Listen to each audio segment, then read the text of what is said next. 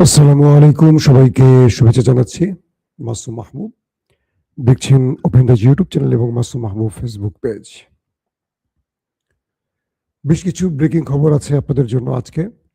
গত ২৪ ঘন্টায় ২৩টি বড় হামলা হয়েছে কেবল মার্কিন যুক্তরাষ্ট্রের ঘাঁটিতে। পাশাপাশি তেল আবিব, হাইফা সহ ওই দেশটির গুরুত্বপূর্ণ সেনা এবং গুরুত্বপূর্ণ কৌশলগত যে স্থানগুলো রয়েছে সামরিক বাহিনীর, সেই জায়গাগুলোতে বড় ধরনের হামলার খবর পাওয়া গেছে। কেবল ইরান নয়, এবার যুক্ত হয়েছে ইরাক, হুতি, হিজবুল্লাহ, আল সাইরা সহ বিভিন্ন গ্রুপ। এরা একযোগে এই দেশগুলো থেকে শত্রুকে টার্গেট করে হিট করছে। সবচেয়ে বড় খবর, মার্কিন যুক্তরাষ্ট্রের সেনাবাহিনীর মধ্যে বড় ধাক্কা লেগে গেছে। বলা হচ্ছে এই যুদ্ধে ইরানের কাছে প্রচুর সংখ্যক সেনা হারাবার অভিযোগ আছে এবং এই যুদ্ধে আমেরিকার পরাজয়ের গল্প লেখা হতে পারে, এটিও বলা হচ্ছে। এবং এই যুদ্ধে ইরানের বিরুদ্ধে স্থল অভিযানে যেতে চাইছে না মার্কিন সেনাবাহিনীর একটা বড় গ্রুপ, যে কারণে ট্রাম্প প্রশাসন মার্কিন যুক্তরাষ্ট্রের যিনি সেনা প্রধান র্যান্ডি জর্জ এবং আরো টপ 12 জনের অধিক জেনারেলকে বরখাস্ত করেছেন। পুরো সেনাবাহিনীর মধ্যে এখন লেগে গেছে একটা বড় রকম অস্বস্তি, কি হতে যাচ্ছে। এবং বলা হচ্ছে যাকে সেনা প্রদান করা হচ্ছে তিনি ইরানকে ধ্বংসে সবচেয়ে বড় ভূমিকা রাখতে পারবেন। দর্শক, চলেন আমি এই খবরগুলো আপনাদেরকে একটু ব্যাখ্যা করে জানাতে চেষ্টা করছি। আবু তালহা ভোলা থেকে না, আমির জামালপুর, কোচবিহার, মৌলভীবাজার, ওয়েস্ট বেঙ্গল। দর্শক, শুনতে এবং দেখতে পাচ্ছেন সবাই, কোনো প্রবলেম নেই তো না? মূল যেই ধাক্কাটা আসছে সেটি হলো গত 24 ঘন্টায় মার্কিন যুক্তরাষ্ট্রের 23টি ঘাঁটিতে হিট হয়েছে। বলা হচ্ছে আরব আমিরাতের একটি স্থানে মার্কিন একটি স্ট্রাইক গ্রুপ ছিল, যারা এই যুদ্ধের পরিকল্পনা করে ইরানে বড় আক্রমণ করবে।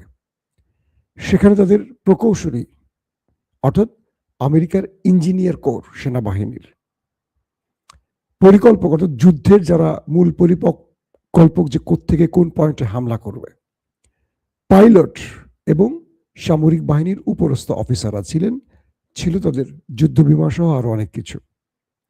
সেই স্থানে ইরান ম্যাসিভ আকারে ড্রোন এবং মিসাইল দিয়ে অ্যাটাক করে সবাইকে ওপারে পাঠিয়ে দিয়েছে।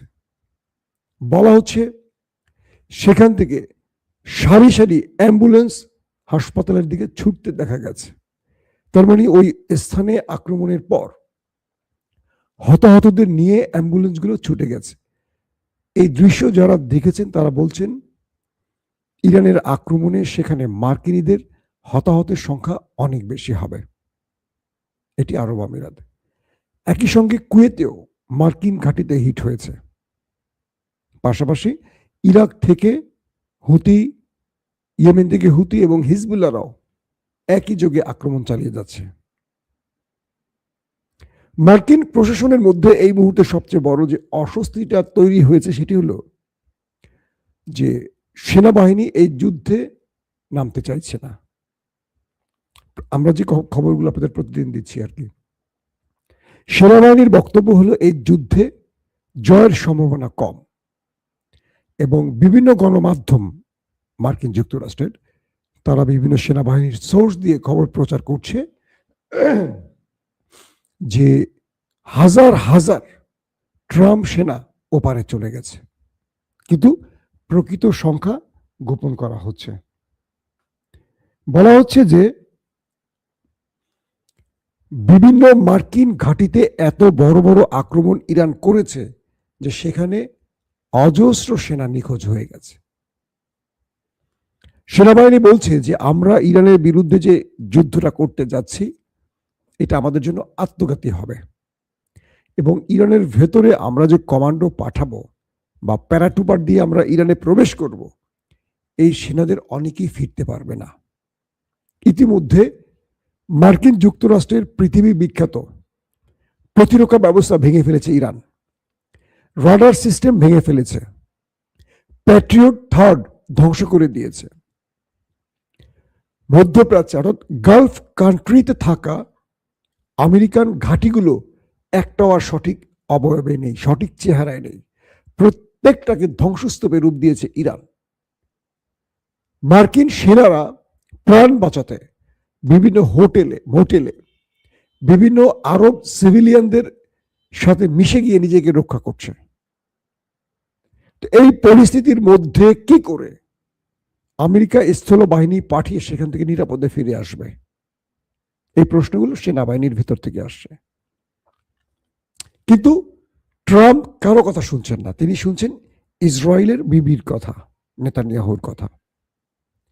যখন সেনাপ্রধান র্যান্ডি জর্জ তিনি যুদ্ধের মাঠের সঠিক চিত্র ট্রাম্পকে দেখাচ্ছিলেন যে এই যুদ্ধটা আমাদের লাভের চেয়ে ক্ষতি বেশি হবে, এই যুদ্ধে আমরা কার্ক আইল্যান্ডে নামলে হয়তো ফিরে আসতে পারবো না, এই যুদ্ধে আমরা ইরানের যেই সব স্ট্রাকচারে আঘাত করেছি এর চেয়ে ভয়ঙ্কর জায়গা ইরানের অভ্যন্তরে আছে যেটার কোনো সঠিক তথ্য আমাদের কাছে নেই, এবং আমরা মধ্যপ্রাচ্যের যেসব ঘাঁটিতে অবস্থান করছি সেখানে ইরান আমাদের খুঁজে খুঁজে মারছে। আমরা ইরানকে মারবো কি, ইরান এখন আমাদের খুঁজে খুঁজে মারছে। আমাদের পাইলটরা সিভিলিয়ানদের মধ্যে মিশে গিয়ে নিজেকে লুকিয়ে বাঁচার চেষ্টা করছে, সেখানেও খুঁজে খুঁজে মারছে। অর্থাৎ আরবরা আমাদের সাহায্য করছে না। আমরা ইরানের বিরুদ্ধে লড়ছি, কিন্তু আরব রাষ্ট্র আমাদের পক্ষে থাকলেও জনগণ আমাদের সমর্থন করছে না। অর্থাৎ মার্কিনীরা ধারণা করছে আরবরা হয়তো ইরানকে এই তথ্যগুলো দিয়ে দিচ্ছে যে কোথায় কোথায় আমেরিকান সেনারা লুকিয়েছে, পালিয়েছে। এটা তাদের একটা ধারণা। অনেকগুলো ধারণার মধ্যে এটি একটি ধারণা। কারণ আরবের মধ্যে রাশিয়ান, চীন, টার্কিশ এবং ইরানি এজেন্সিরা কাজ করে। এই চারটি দেশের এজেন্সি কোনোভাবেই চায় না আমেরিকা এই যুদ্ধে বিজয় লাভ করুক। তো ইরানকে তারা সবসময় এই তথ্যগুলো দিয়ে সহযোগিতা করছে, এবং ইরান ইতিমধ্যে আরব দেশগুলোতে তাদের গোয়েন্দা নেটওয়ার্ক অনেক গুণ বাড়িয়েছে, যে কারণে মার্কিনীদের অবস্থানগুলো তারা প্রতিনিয়ত জানছে। পাশাপাশি আরব জনগণ ইরানি গোয়েন্দাদের সহযোগিতা করছে। কোথায় তাদের পাইলটরা, সেনা প্রধানরা, তাদের পরিবার লুকিয়েছে, এগুলো আরবরাই বলে দিচ্ছে। কারণ আরবরা চায় এখান থেকে মার্কিন ঘাঁটিগুলো চলে যাক, হয়তো আরব রাষ্ট্র বা রাজ পরিবার চায় না। গেল একটা ব্যাপার। অন্যদিকে ইরাক থেকে যে আক্রমণগুলো আজকে হয়েছে সেগুলো দেখার মতো ছিল। বলছে যে তারা যতগুলো আক্রমণ করেছে সফলভাবে আক্রমণ করেছে। অর্থাৎ ট্রাম্পের বক্তব্যের পর 24টি মার্কিন ঘাঁটি লন্ডভন্ড করে দিয়েছে ইরান, 23টি মার্কিন ঘাঁটি 24 ঘন্টা লন্ডভন্ড করে দিয়েছে। এই ক্ষেত্রে ইরানের মিসাইলগুলো দখলদার দেশটির মধ্যেও বড় সড় আক্রমণ চালিয়েছে। বলা হচ্ছে তেল আবিব, হাইফা, আশদোদ, কিরাত সামুনা এরকম বহু অঞ্চলে ব্যাপক অ্যাটাক হয়েছে। ইসরায়েলের গণমাধ্যম বলছে সাইরেন আর ইরানি মিসাইলের গর্জনে পুরো শহর থরথর করে কাঁপছে। এত বিকট আওয়াজে ইরানের মিসাইলগুলো শহরে ঢুকছে, তাণ্ডব চালাচ্ছে। বিভিন্ন গণমাধ্যম বলছে 50 লক্ষ ইহুদি জনগণ তারা বাংকারে আশ্রয় নিয়েছে। তাদের পুরো পৃথিবী ভূগর্ভস্থ হয়ে গেছে, এখন মাটির উপরে না মাটির নিচে, কবরস্থ হয়ে গেছে। ভূগর্ভস্থ তো কবরস্থ। জীবন বাঁচাবার জন্য একটা দেশের অর্ধেক মানুষ এখন বাংকারে আছে, কল্পনা করেন। তারপরও নেতানিয়াহু এই যুদ্ধটাকে আরো দীর্ঘ করতে ট্রাম্পের প্রতি চাপ বাড়াচ্ছেন। আর ট্রাম্প যতই চাইছেন যুদ্ধ থেকে বেরিয়ে আসবেন, পারছেন না। কারণ ওই যে ইসরায়েল, সেজন্য ট্রাম্প তার সেনাবাহিনীর সেনা প্রধান সহ টপ 12 জন জেনারেলকে বহিষ্কার করেছেন। বিষয়টা কি ডেঞ্জারাস বুঝতে পারছেন? তাদের পেন্টাগনের চিফ পিট হেগসেট তিনি এই তথ্য নিশ্চিত করেছেন, এবং বলা হয়েছে যে নতুন যাকে নিয়োগ দেওয়া হয়েছে সেনাপ্রধান হিসেবে, মূলত তাকে দিয়ে ইরানকে জাহান্নাম বানাবার চেষ্টা করছে। সূত্রগুলো বলছে যে এই সেনাবাহিনী ট্রাম্পের নির্দেশ সঠিকভাবে পালন করছিল না। তারা বলছিল এই যুদ্ধ আমাদের নয়, এটি ইসরায়েলের। তারা বলছিল এই যুদ্ধে আমাদের হাজার হাজার সেনা মারা গেছে, ওই 13 জনই বলতেছে আমেরিকা, কিন্তু প্রকৃত সংখ্যা হাজার হাজার, অগণিত। তো এই যুদ্ধে আমাদের পুরোটাই লস। তো সেই জন্য ট্রাম্পের নতুন সেনাপ্রধান যাতে ইরানে একটা কসাইখানা খুলতে পারে, তার জন্য নতুন সেনাপ্রধান নিয়োগ দেওয়া হয়েছে। প্রশ্ন হলো যে সেনাপ্রধান এতদিন যুদ্ধ পরিচালনা করেছেন বা তার যে সেট আপ তৈরি হয়েছে ওয়ার্ল্ড ওয়াইড, হঠাৎ নতুন সেনাপ্রধান পারবে সেটা কন্ট্রোল করতে? একটা দেশের সেনাপ্রধান তার নিজের নেটওয়ার্ক নিজের মতো তৈরি করেন, এখানে প্রেসিডেন্টরা কিছু করতে পারেন না। তো যেই ব্যক্তিকে সরিয়ে দেওয়া হয়েছে র্যান্ডি জর্জ, তার জায়গায় যিনি বসতেন তার কমান্ড কি সবাই ঠিকমতো শুনবে? যুদ্ধের এই পর্যায়ে এসে ডোনাল্ড ট্রাম্প যে পাগলামিটা করলেন, এটার অনেক বড় মাসুল তাকে এখন দিতে হবে। কনফার্ম থাকেন, অনেক বড় মাসুল দিতে হবে। প্লাস ইরানকে অনেক সতর্ক থাকতে হবে, কারণ এই ব্যক্তিকে দিয়ে ইরানে বড় রকম অঘটন ঘটাতে চাইবে এখন ট্রাম্প।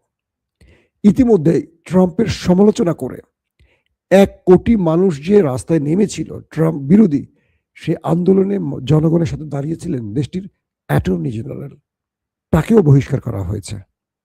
ট্রাম্প পুরো পাগল হয়ে গেছেন। আমার গলা কিন্তু বসা, দর্শক, জ্বর ঠান্ডার জন্য গলা বসে গেছে, খুব প্রেশার দিয়ে কথা বলতে হচ্ছে আমাকে, সাউন্ড বেরোচ্ছে না ঠিক মতো। তো এখন এই পর্যায়ে এসে ট্রাম্প সব এলোমেলো করে ফেলছেন। একদিকে ইরান মার্কিন ঘাঁটিগুলোকে লক্ষ্য করছে, খেয়াল করেন, বন্ধ করেনি, বড় সড়ো ক্ষতি করছে মার্কিন। তাদের F-15 খেয়েছে, F-16 খেয়েছেন, F-80 খেয়েছে, F-35 অ্যাটাক করে ধ্বজভঙ্গ করে দিয়েছে।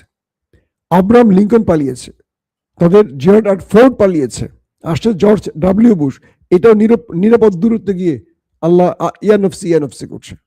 তাদের গতকালকে ডিস্ট্রয়ার খেয়ে ফেলেছে, তাদের মিসাইল খেয়েছে, তাদের ড্রোন খেয়েছে, রিপার, MQ-9 রিপার। তাদের কোন জায়গায় ইরান হাত দেয়নি? মার্কিন যুক্তরাষ্ট্র তার সবচেয়ে বড় পরাজয়ের মুখে দাঁড়িয়ে আছে ডোনাল্ড ট্রাম্পের গোয়ার্তমির জন্য। কে বলছে? মার্কিন গণমাধ্যমগুলো।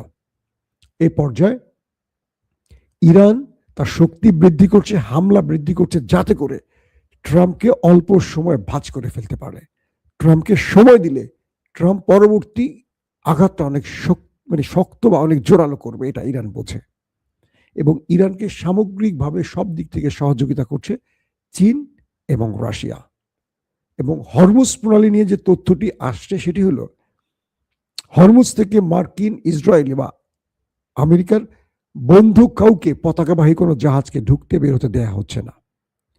কেবল ইরান জানিয়ে দিয়েছে সেই সব দেশকে অনুমতি দেয়া হবে যারা ইরানের অনুমতি চাইবে, এবং ইরান তাদেরকে অনুমতি দেওয়ার পর তারা যেতে পারবে।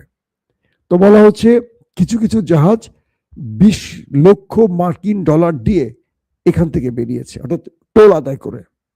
বলা হচ্ছে ইরান যুদ্ধ শেষে যখন স্বাভাবিক হবে হরমুজ প্রণালী এবং এখান থেকে নিয়মিত টোল আদায়ের মাধ্যমে ইরান বছরে 100 বিলিয়ন মার্কিন ডলার আয় করবে।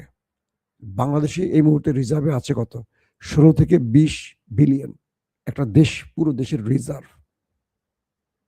আর ইরান বছরে কেবল হরমুজ প্রণালী থেকে 100 বিলিয়ন মার্কিন ডলার আয় করবে, এবং এটি ইরান চালু করবে। ইরান বলে দিয়েছে হরমুজ প্রণালী আর আগের পর্যায়ে ফিরে যাবে না।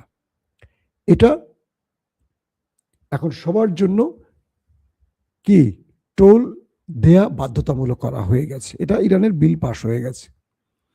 তার মানে এই যুদ্ধে ইরান বছরে 100 বিলিয়ন আয় করার রাস্তা পেয়ে গেছে। এখন আমেরিকা নিষেধাজ্ঞা দিয়ে কি করবে? যে দেশ কেবল বছরে 100 বিলিয়ন টাকা আয় করতে পারে, সেই দেশ আগামী দিনে কি ভয়ঙ্কর অস্ত্র বানাতে পারে চিন্তা করেন। তার অর্থনীতি কোথায় গিয়ে ঠেকবে? এবং অনেকে এবার ইরান থেকে তেল নেবে, কারণ তারা জানে এই যুদ্ধের পর ইরান থেকে তেল নিয়ে তাদের জন্য অনেক সহজ এবং সুবিধার হবে। আরবের থেকে না নিয়ে তারা ইরানে মুভ করবে, অর্থাৎ সবকিছু মিলে এই যুদ্ধে এখন পর্যন্ত আমেরিকার লসটাই দেখা যাচ্ছে, ইরানের লাভটাই দেখা যাচ্ছে। দর্শক, এখনকার মতো বিদায় নিচ্ছি। ইনশাআল্লাহ আজ সন্ধ্যায় আবারও আসার চেষ্টা করব লাইভে। সবাই আমার জন্য দোয়া করবেন। প্রত্যেকে ভালো থাকবেন। আল্লাহ হাফেজ। ওপেন দাইস মানে সত্যকে সত্য বলা, মিথ্যেকে মিথ্যে বলা। আমরা শোনা কথা নয়, চোখে যা দেখি তাই বলি।